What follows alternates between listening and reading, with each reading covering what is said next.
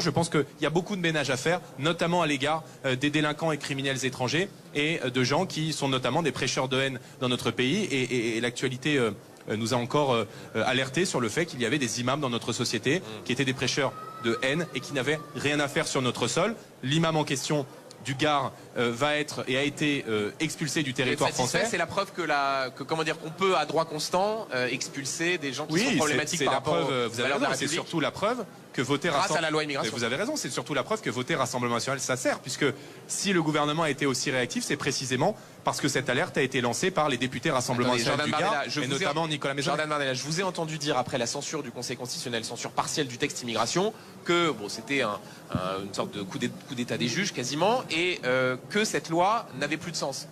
Là, c'est grâce à cette loi immigration que cet imam, monsieur Majoubi, a pu être expulsé aussi rapidement. Pas du tout. Non, pas du tout.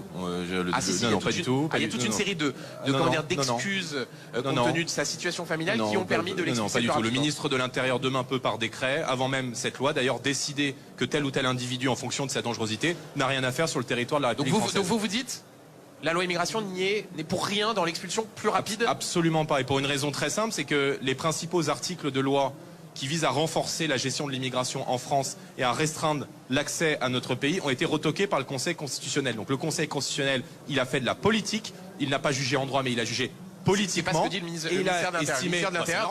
La loi permet d'accélérer. Évidemment qu'il ne va pas dire. Évidemment que le ministre de l'Intérieur ne va pas abonder dans mon sens. Mais la réalité, monsieur Duhamel, c'est que l'immigration est devenue hors de contrôle aujourd'hui dans notre société. Et que l'immigration est aussi l'un des grands enjeux de ces élections européennes. Il y a des millions de Français aujourd'hui dans notre société qui ne reconnaissent plus la France, qui ne se sentent plus en sécurité dans notre pays et qui ne comprennent pas que on continue d'accueillir des centaines de milliers de personnes chaque année et qu'on fasse preuve d'un dans le cas d'espèce, il n'y a pas d'impuissance de l'État comme on vous entend souvent le dire. Mais je vous rassure, à 5 mois des élections européennes, il n'y a aucune impuissance de leur part. Ils sont généralement assez d'accord avec nous. Jordan Bardella, je n'ai toujours pas compris. Je vais vous expliquer. Comment vous aviez pu, attendez de voir, comment vous aviez pu vous abstenir en avril 2023 concernant une... Voilà, je précise qu'il y a quelques-uns de vos fans qui visiblement sont venus assister à l'émission de télévision.